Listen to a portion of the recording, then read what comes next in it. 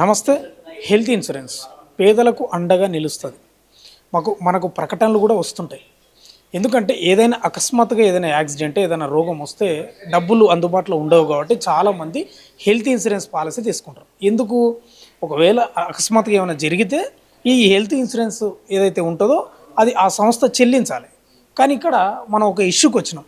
Star health insurance ప్యారడైజ్లో ఉన్నటువంటి zonal office దగ్గర ఉన్నాం. ప్రధానంగా ఇక్కడ బాధితున్న భార్య ఒక చిన్న హెల్త్ ప్రాబ్లం తోటి యశోద హాస్పిటల్లో జాయిన్ అయింది. అక్కడ బిల్లు మొత్తం సర్టిఫికేట్ అంటే దానికి సంబంధించిన బిల్లు డాటా మొత్తం ఇక్కడ పంపిస్తే వీళ్ళు పూర్తి స్థాయిలో చెల్లిస్తే లేరంట. అంటే 1,81,000 అయితే వీళ్ళు 45,000 మాత్రమే చెల్లిస్తారంట. అసలు ఏం జరిగింది, ఏం కథ అనేది బాధితుల దగ్గర క్లియర్ కట్గా తీసుకుందాం మనం. ఫస్ట్ మీరు ఈ ప్రీమియర్ ఎంత తీసుకున్నారు, ఇయర్కి ఎంత కడుతున్నారు, అది ప్రధానంగా ఫస్ట్ చెప్పండి సార్. నేను 5 lakhs పాలసీ కవరేజ్ తీసుకున్నాను సార్. స్టార్ హెల్త్ ఇన్సూరెన్స్లో తీసుకున్నాను. ఇయర్లీ వచ్చేసి 22,000 సంథింగ్ కడుతున్నాను నేను ఇయర్లీ వెళ్ళి. సో ఎందుకంటే నాకు ఈ పాలసీ తీసుకునేది ఎందుకంటే పేద కుటుంబం సార్. అవసరం ఉన్నప్పుడు హాస్పిటల్స్కి వెళ్తే 3 లక్షలు 4 లక్షలు కట్టలేకనే అప్పులు చేయలేకనే ఏదో నేను ఇయర్లీ అటు ఇటు ఏదో చేసుకొని నేను పాలసీ కట్టుకుంటున్నాను సార్. ఇప్పుడు నాకు కరెక్ట్గా అవసరం ఉన్నప్పుడు మా ఆవిడకి సివియర్ హెవీ బ్యాక్ పెయిన్ ఉంటేనే నేను ఎమర్జెన్సీకి తీసుకెళ్ళాను యశోద హాస్పిటల్కి. అక్కడ ఉన్న డాక్టర్లు కన్సల్ట్ చేసి చెక్ చేసిన తర్వాత వాళ్ళు ఏం చెప్పారంటే అడ్మిట్ చేస్తేనే ఫర్దర్ ఏమున్నా చెక్ చేసుకొని మేము ట్రీట్మెంట్ చేస్తామంటే సరే సార్ ఇప్పుడు డాక్టర్లు చెప్పినట్లు వినాల్సిందే కదా సార్. సో నేను డాక్టర్లు చెప్పి సరే సార్ మీరు ఎలా అంటే చేయండి అని చెప్పి నేను చేశాను. సో దాన్ని బట్టి వాళ్ళు అడ్మిట్ చేసుకున్న తర్వాత ట్రీట్మెంట్ స్టార్ట్ చేశారు. సంబంధించిన ఎంఆర్ఐలు స్కానింగ్లు అన్నీ చేసిన తర్వాత ఏం తెలిసిందంటే స్పైనల్ కట్ ప్రాబ్లం ఉంది. ఇక్కడ హెవీ బ్యాక్ పెయిన్ దానివల్లనే వస్తుంది, నర్వ్ ఏమో ప్రెస్ అవుతుంది, దానికి సంబంధించి ట్రీట్మెంట్ చేయాల్సి వస్తుంది అంటే సరే సార్ చేయండి అని చెప్పిన తర్వాత వాళ్ళు 2-3 days 4 days అడ్మిట్ చేసుకున్న తర్వాత మెల్లమెల్లగా రికవర్ అయి దాని మధ్యలో మళ్ళీ బ్లడ్ మొత్తానికి తక్కువ ఉంది, 6 పాయింటే ఉందని చెప్తే బ్లడ్ ఎక్కించారు. మల్టిపుల్ ప్రాబ్లమ్స్ ఉంటే ఒకటి వాళ్ళు ట్రీట్మెంట్ చేసుకుంటా రికవర్ చేశారు పేషెంట్ని. చేసిన తర్వాత వాళ్ళు 2 days తర్వాత క్లెయిమ్ పెడితే ఇనీషియల్ క్లెయిమ్ పెడితే వాళ్ళు రిజెక్ట్ చేశారు. స్టార్ హెల్త్ ఇన్సూరెన్స్ వాళ్ళు ఎందుకు రిజెక్ట్ చేశారని నేను చెప్తే మళ్ళీ ఒకసారి ప్రాపర్ డాక్యుమెంట్స్ ప్రతిదీ యాడ్ చేసి మళ్ళీ మీరు రీకన్సిడర్ చేసి మళ్ళీ పంపించమంటే వాళ్ళు మళ్ళీ సంబంధించిన ట్రీట్మెంట్ చేసిన న్యూరో సార్ డాక్టర్ గారికి సంబంధించిన వాళ్ళ హెడ్ అన్ని లెటర్స్ రాపిచ్చి ప్రాపర్గా డాక్యుమెంట్స్ ఏమేమి ట్రీట్మెంట్ జరిగింది మొత్తం వీళ్ళ పోర్టల్లో మెయిల్ చేశారు. తర్వాత వాళ్ళు మళ్ళీ రిజెక్ట్ చేశారు, అనేబుల్ టు అడ్మిట్ అని 3-4 సార్లు రిజెక్ట్ చేశారు సార్. అసలు నేను ఎందుకు రిజెక్ట్ చేశారని చెప్పి నేను దవాఖాన వాళ్ళని అడిగితే వాళ్ళేమో మాకు తెలియదు మీరు వెళ్ళి మాట్లాడుకోండి అని చెప్పారు వాళ్ళు. సరే అని చెప్పి నేను 4 రోజుల తర్వాత ఇక్కడికి వచ్చి అడిగితే ఈ ట్రీట్మెంట్కి అసలు అడ్మిట్ చేయాల్సిన అవసరమే లేదు, ఏదైతే మీరైతే ఇష్యూతో వెళ్ళాడో అది అడ్మిట్ చేయాల్సిన అవసరమే లేదు. సార్ నాకైతే తెలుస్తుంది సార్ అసలు అడ్మిట్ చేయాలా లేదా అని డాక్టర్లు చెప్తేనే కదా నేను చేసింది అడ్మిట్. ఈ ట్రీట్మెంట్కి సంబంధించింది ఓపీతోనే క్లియర్ అయ్యే ఇష్యూని మీరు అడ్మిట్ చేసి బిల్లు అనవసరంగా వేశారని చెప్పి వీళ్ళ వర్షన్. వాళ్ళేమో అడ్మిట్ కేసు ఇది ఖచ్చితంగా అడ్మిట్ చేస్తేనే ట్రీట్మెంట్ చేశామని చెప్పి వాళ్ళు. సరే సార్ ఇప్పుడు మీరు ఒక మాట అంటున్నారు, వాళ్ళు ఒక మాట అంటున్నారు. మీ డాక్టర్లు మీకు సంబంధించిన ఇన్సూరెన్స్ డాక్టర్లు ఉంటారు, వాళ్ళ హాస్పిటల్లో కూడా ఒక హెడ్ డాక్టర్తో మాట్లాడిపించాను నేను. మేడం మాట్లాడమంటే వాళ్ళు కూడా క్లియర్గా చెప్పారు ఈ ప్రాబ్లమ్స్ ఈ అమ్మాయి వచ్చింది, అన్నీ స్టెప్ బై స్టెప్ అడ్మిట్ చేసుకొని ఇవన్నీ చేసి మేము ఇవన్నీ రిపోర్ట్స్ పెడుతున్నామని చెప్పి మళ్ళీ మెయిన్ సర్జన్తో మళ్ళీ లెటర్ రాపిచ్చి పెట్టారు. వాస్తవమే, ఇది జెన్యూన్ కేసే, ఇది ట్రీట్మెంట్ అయింది, ఇవన్నీ ట్రీట్మెంట్ చేశామని చెప్పి వాళ్ళు మళ్ళీ పెడితే మళ్ళీ వీళ్ళు రిజెక్ట్ చేశారు. అసలే ఫైనల్ బిల్ చేసిన తర్వాత మళ్ళీ నేను ఏం చేశానంటే డిశ్చార్జ్ సమ్మర్తో సహా పెట్టిపించాను, అది కూడా రిజెక్ట్ చేశారు. సో ఎందుకని చెప్పి నేను మొన్న 3 days బ్యాక్ మధ్యాహ్నం 2 o'clock వచ్చి కూర్చుంటే ఎందుకు నాకు రిజెక్షన్ అవుతుంది, ఆ పాలసీ అసలు నేను తీసుకున్నదే ఇలాంటి సమయంలో నాకు ఉపయోగపడుతుందని. ఇలాంటి టైంలో మీరు నన్ను ఇట్లా ఇబ్బంది పడితే నేను ఇప్పుడు ఎక్కడి నుంచి తీసుకుని రావాలి డబ్బులు? ముందే నేను 10-15 వేలు శాలరీతో జాబ్ చేసుకునే పర్సన్ సార్. అలీ గారు, నేను ఏమంటున్నానంటే ఇన్సూరెన్స్ తీసుకునే క్రమంలో మీరు ప్రీమియర్ తీసుకునే క్రమంలో మీకు ఏ హెల్త్ ఇష్యూస్ వస్తే అనేది ఏమైనా డాటా ఇచ్చినారా? లేదు సార్, అలా ఏం చెప్పలేదు సార్. 5 lakhs కవరేజ్ అని ఉంటుంది, దేనికైనా ఏ ఇష్యూకైనా కవరేజ్ ఉంటుంది. ప్రీవియస్గా మీకు ఏమైనా ఇష్యూస్ ఉండకూడదని మేము యంగ్ స్టార్ పాలసీ తీసుకున్నాం సార్. ఇప్పటివరకు మాకు ఏ ప్రాబ్లమ్స్ లేవు. అది మా ఆవిడకు సడన్గా ఎందుకు పెయిన్ స్టార్ట్ అయిందో తెలియదు, వెళ్ళి తీసుకుని అడ్మిట్ చేస్తాను డాక్టర్ చెప్పారు. దాని తర్వాత వీళ్ళు రిజెక్షన్ చేస్తే 2 o'clock వచ్చి కూర్చుంటే ఆ రోజు 3 days బ్యాక్ 7:30 వరకు నన్ను వెయిట్ చేయించి నేను తినకుండా అక్కడే కూర్చున్నాను సార్. నేను కదలను, నా క్లెయిమ్ ఉంటే నేను ఇక్కడ నుంచి కదులుతానని చెప్తే 7:30కి 45,000 క్లెయిమ్ చేశారు సార్. 45,000 పంపించారు. బిల్లు 1,81,000 అయింది సార్. ఈ బిల్లు వచ్చేసి 1,81,000 అయింది సార్. ఇందులో వీళ్ళు 45,000 క్లెయిమ్ ఇచ్చాము, మిగతా డబ్బులు మీరే కట్టుకోవాలని చెప్పారు.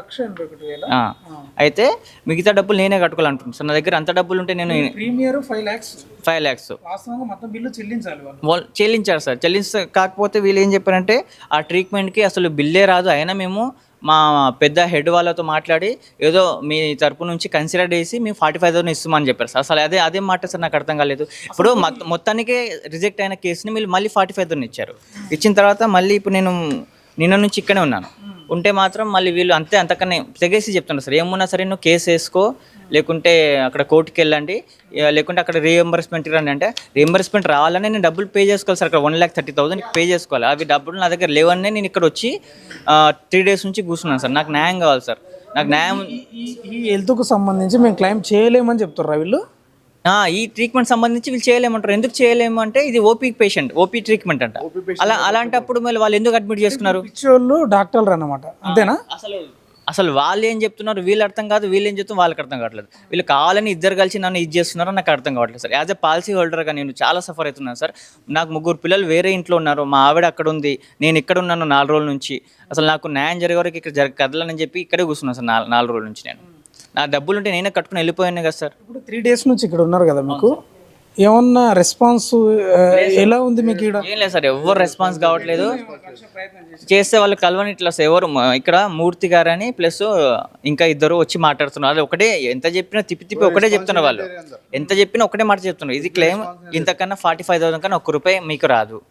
కావాలంటే మీరు కన్జ్యూమర్ కోర్టుకి వెళ్ళండి, కావాలంటే మీరు ఎక్కడంటే అక్కడ కేసులు చేసుకోమని చెప్తున్నారు సార్. కానీ నా దగ్గర మాత్రం డబ్బులు లేవు సార్ కట్టడానికి. నాకు న్యాయం చేయాలి సార్ ప్లీజ్. మీకు మీడియాని, తెలంగాణ ప్రభుత్వం ఇదే రిక్వెస్ట్ చేస్తున్నా సార్. నా దగ్గర డబ్బులు లేవు, నేను పాలసీ తీసుకున్నదే ఇలాంటి సమయాల్లో, ఆపద సమయాల్లో ఉపయోగపడుతుందని. ఉన్నారు సార్, ఎవరు ఒకసారి వెళ్దాం. నిన్న కూడా నేను వచ్చాను సార్. తీసుకో. హెల్త్ ఇన్సూరెన్స్ అంటే పేదలకు అండగా నిలవాల్సింది. ఉన్నాడా అండి హెడ్? ఉన్నాడా? ఒక 2 నిమిషాలు మాట్లాడిస్తాను సార్. నేను కొంచెం ప్రైవసీ ఆగండి. నేను ఇన్ఫార్మ్ చేస్తాను, డిపార్ట్మెంట్ వచ్చింది. ఒకసారి ఆగండి, 1 నిమిషం. మేము వివరణ తీసుకుంటాం. దేనికి వివరణ తీసుకుంటాం? సెక్యూరిటీగా నేను ఆపే బాధ్యత. నేనేమంటున్నా, అందుకే మిమ్మల్ని అడుగుతున్నా, లేకపోతే నేను పోవాల్సిన అవసరం లేదు. వెళ్ళండి మీరు. వాళ్ళు ఒక నిమిషం బ్రదర్, నేనేమంటున్నా అంటే మిమ్మల్ని మీకు రెస్పెక్ట్ ఇచ్చే ఇక్కడ ఆగిన మేము. నిన్న కూడా రెస్పెక్ట్ ఇచ్చారు సార్, వాళ్ళు ఆగారు నా మాట మీద. నా ప్రైవసీ మాత్రం తీయకండి.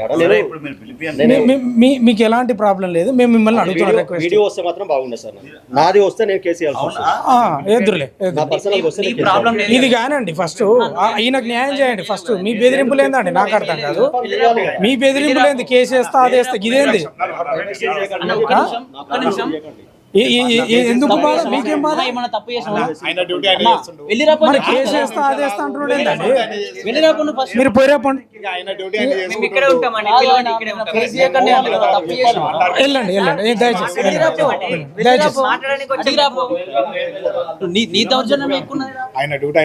అది కాదు సార్. ఒక నిమిషం సార్, ఒక నిమిషం. హెల్త్ ఇన్సూరెన్స్ ఎందుకు తీసుకుంటారండి? పేదలు, మధ్య తరగతి ఎందుకు తీసుకుంటారు? కేసు వేస్తా, ఇది వేస్తా అంటే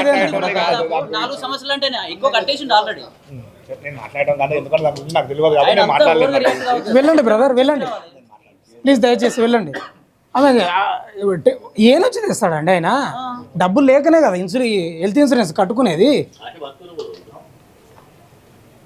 ఇట్లా ఉన్నాయి. మనమేమో హెల్త్ ఇన్సూరెన్సులు తీసుకోవాలని పెద్ద పెద్ద ప్రకటనలు వస్తుంటాయి మనకు. అసలు కథ ఏంటంటే ఇది వీళ్ళు క్లియర్గా కూడా చెప్పాలి కదా. ఏ హెల్త్ దగ్గర ఏ హెల్త్కు ఇన్సూరెన్స్ వస్తుంది అనేది కూడా చెప్పాలి కదా.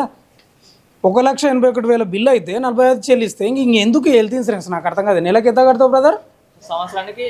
సంవత్సరానికి ఎంత కడుతున్నావు? అదే నీవు కట్టేదే చెప్పు అంటున్నా. गवर्नमेंट ऑफिस नहीं है ये, प्राइवेट कंपनी है ये। कंप्लेंट ఇచ్చారు, ఓకే సార్ మేము గొడవ పడట్లేదు సార్, జస్ట్ అడగడానికి వచ్చాం సార్. हम लड़ाई नहीं कर रहे సార్. మాకి న్యాయం జరిగే వరకు सिविल मैटर्स में यानी कि पैसे के मामले में आप लोग पुलिस वाले नहीं आते, ये पूरा रूल्स है। కంప్లైంట్ చేశారు రావాల్సిందే. मारे उसको हम मारे जो उन्हें कंप्लेंट करा వాళ్ళ సేఫ్టీ వాళ్ళు చూసుకుంటారు కదా. సరే సార్ మేము మాట్లాడడానికి వచ్చాం సార్.